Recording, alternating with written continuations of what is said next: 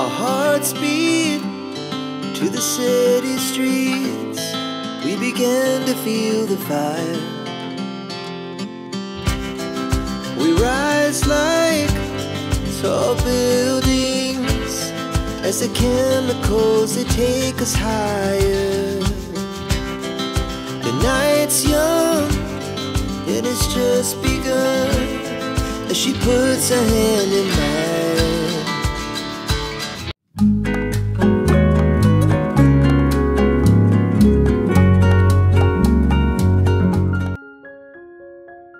Good morning, কেমন আছেন সবাই? মাম্পি ঘরকন্যা ব্লগে সবাইকে জানাই আরও একবার অনেক অনেক স্বাগত। আজকাল নমস্কার বলে ভিডিওটা শুরু করলাম না। তো যাই হোক, সকালবেলায় দেখুন মুষলধারে বৃষ্টি হচ্ছে, বুঝতে পারছেন কিনা জানি না। তো যাই হোক, বৃষ্টি হচ্ছে দেখে আমি বাসি কাজকর্ম সেরে একটু বসে বৃষ্টি দেখছিলাম, বেশ ভালো লাগছিল। তো যাই হোক, সুকান্ত ওদিকে কাজে বেরিয়ে গেছে।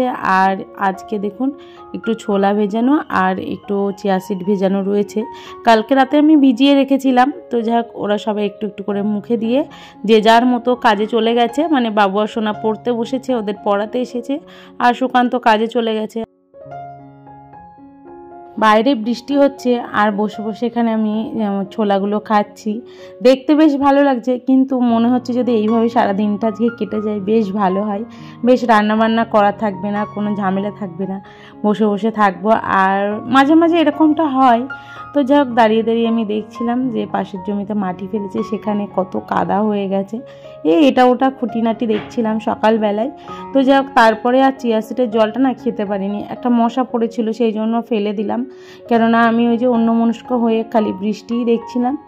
তো সেই ফাঁকে কোন সময় পড়ে গেছে খেয়াল করিনি। তো ভাবলাম কি একবারে চা খাই। আর সকালবেলাটা এমন অভ্যাস হয়ে গেছে, চা না খেলে না ভালোও লাগে না, সেই জন্য চাটা খাই। অনেকে কমেন্ট করে জানিয়েছিল অনেক আগে যে চিয়া সিড খাওয়ার পর চা খাবে না, সেই জন্য ভাবলাম কি আজকে যখন চিয়া সিডের জলটা খেতেই পারলাম না, চাটা খেয়ে নিই। তো চা খাওয়ার পর কিছুক্ষণ বাদে দেখি বৃষ্টিটা কমে গেছে, আর দেখুন ভেজা ভেজা ওয়েদার। তো যাই হোক, এখন আমাকে রান্না বান্না করতে হবে। তো সকালকার খাবার করছি, আর ওই বসে থাকতে থাকতে দেরি হয়ে গেছে। তো বাবু আর সোনার পড়াও হয়ে গেছে, ওদেরকে খেতে দেবো। তো ভাবলাম কি আজকে একটুখানি অন্যরকম কিছু বানিয়ে দিই। তো এখানে বেসন রয়েছে, একটুখানি লবণ আর একটু পেঁয়াজ কুচি লঙ্কা কুচি দিলে বেশ ভালোই হয়, কিন্তু বাবু আর সোনা খাবে না দেখে শুধু লবণ দিয়েই একটু দিয়েছি আর বেসন গুলেছি। খেতে কিন্তু বেশ ভালো হয় আর টেস্টও হয় বেসন দিয়ে করলে, আটার থেকে বেসন দিলে বেশি টেস্ট হয়। তো যাই হোক, এখন আমি এগুলো বানিয়ে নিই ওই জল রুটির মতোই।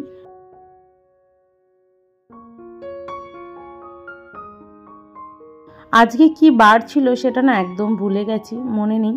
তো যাই হোক, অনেক কদিন হলো ভিডিওটা বানানো হয়েছে, আর এখানে আপনাদেরকে হাই বলছিলাম আর নিজেকেও একটু ক্যামেরার দিকে তাকিয়ে দেখছিলাম। মুখ চোখে একটু ফোলা ফোলা লাগছে, যেহেতু এখন আমার পিরিয়ডস চলছে, সেই জন্য মুখ চোখ ফোলা ফোলা লাগছে আর শরীরটা একদমই ভালো লাগছে না। তো যাই হোক, আজকে যত সম্ভব রবিবার হবে, তো মনে পড়ছে আবার ভুলেও যাচ্ছি। তো এই তালগোল পাকিয়ে যাচ্ছে এই সমস্ত এটা ওটা খুঁটিনাটি কাজের মধ্যে দিয়ে। আর সুকান্ত শরীরটা একদমই ভালো নেই, জ্বর এসেছে, কমে গেছিলো, আবারও জ্বর এসেছে ঘুরে। তো খুবই খারাপ, মনটাও সেই জন্য ভালো নেই, সেই জন্য ভিডিও এডিটও করতে পারিনি, পোস্টও করতে পারিনি। মাঝে দিয়ে কমে গেছিলো, কিন্তু হঠাৎ করে আবারও জ্বর এসে গেছে, জানেন তো। জানি না কি হচ্ছে, একের পর এক ঝামেলা হচ্ছে, তারপরে একটার পর একটা লেগেই রয়েছে, শরীর খারাপ, এটা ওটা সেটা। তো কি করব বলুন। যাই হোক, এখানে খাবার তো বানানো হয়ে গেছে, বাবুকে এখন দিয়ে দিই। বাবু এখানে ড্রয়িং করছে আর সোনাও ড্রয়িং করছে। তো বললাম যে তুমি এখানে খাবে না বাইরে দেবো, বললো কি আমি এখানেই খাবো, আর সোনা বললো বাইরে খাবে। তো যাক, দুই ছেলেকে খেতে দিয়ে তারপরে আমিও খেয়ে নেব।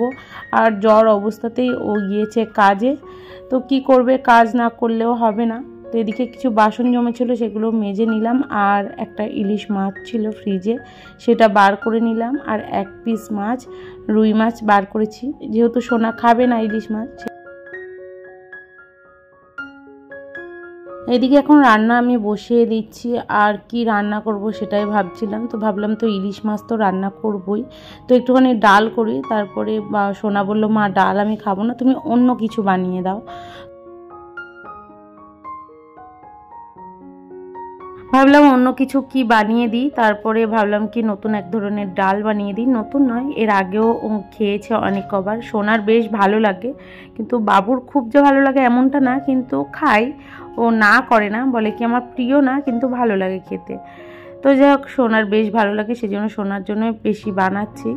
তো সুকান্ত খেতে আসবে, ওর যেহেতু শরীরটা খুবই খারাপ, সেই জন্য আমি বললাম যদি ভালো না লাগে তুমি কাজ থেকে বরঞ্চ চলে এসো।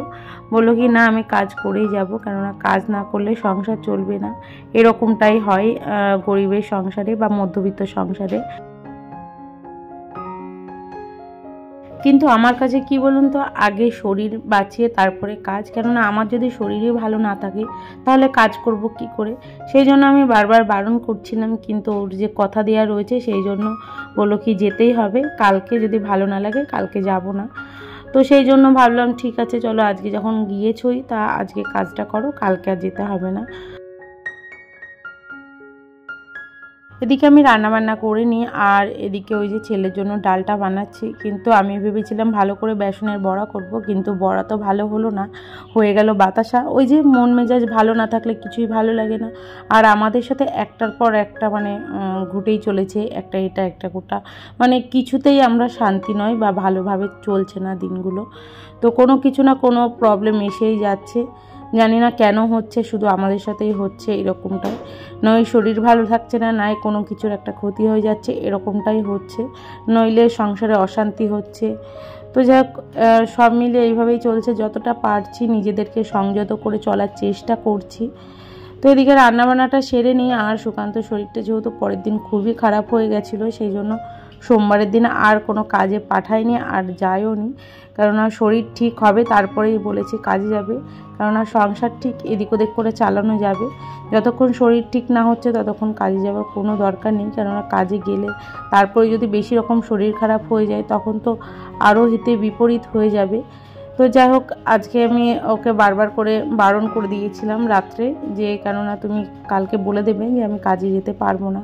আর যেহেতু রঙের কাজ করে সেই জন্য জল তো ঘাটতেই হয়, তো তাতে আরও বেশি শরীর খারাপ করবে, ঠান্ডা লেগে যাবে, সেই জন্যই বেশি করে বারণ করেছি। আর শরীর সুস্থ হওয়া না পর্যন্ত কাজে আমি যেতে দেব না, সেটাই বলেছি ওকে।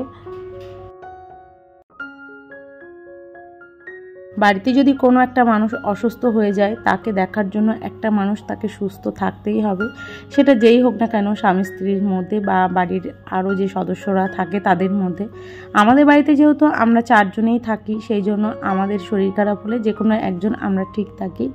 আর আমার শরীর খারাপ হলে তখন সুকান্ত হলো যতটুকু পারে করার চেষ্টা করে, আর নইলে আমাকেই সব করতে হয়।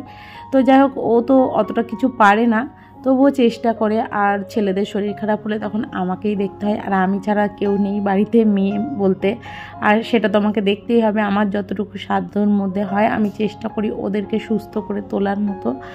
তো যাই হোক, সব মিলিয়ে এইভাবেই আমাদের চলছে। আর জানি না, সময়টা সত্যি খুবই খারাপ যাচ্ছে, কেন জানি না এরকমটা হচ্ছে বারবার। তো যাই হোক, এদিকে আপনাদের সাথে কথা বলতে বলতে আমার ডালটা রান্না হয়ে গেল। এটা অ্যাকচুয়ালি কারি বলে। তো যাই হোক, একটুখানি বড়া তুলে একটু দই দিয়ে বেসন দিয়ে ফাটিয়ে তারপরে আমি একটু জল দিয়ে ফুটিয়ে নিয়েছিলাম, একটু কারি পাতা দিয়েছিলাম ফোড়নে। ভালো করে ফুটিয়ে নেওয়ার পর আলাদা করে আবার একটু ফোড়ন দেব। ফোড়ন বলতে ওই সোমবারা যেটা বলে। তো সেই জন্য একটুখানি তেল দিয়েছি, তার মধ্যে একটুখানি সর্ষে, একটু শুকনো লঙ্কা আর কারি পাতা দিয়েছি। আর কারি পাতা দেওয়া মাত্রই আগুন উঠে গিয়েছে হাতার উপরে। আর যখন আগুনটা উঠে যায় না, তখন সত্যি খুব ভয় করে, আর আমার সত্যি খুব ভয় লাগে এই গ্যাসের সামনে আগুনটা কোন ধরে গেলে। তো যাই হোক, এখানে সোমবারাটা দিয়ে দিলাম। আর এই ডালটা খেতে সোনা বেশ ভালোবাসে। তো চলুন কি কি রান্না বান্না করেছি আপনাদেরকে একবার দেখিয়ে দিই।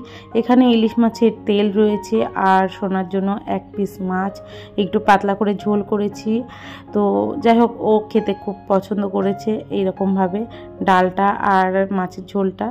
আর ডাল বানিয়েছি সেটা তো দেখেছি নিন, আর ইলিশ মাছের ভাপা করেছি, সেটাও একবার আপনাদেরকে দেখিয়ে দেব।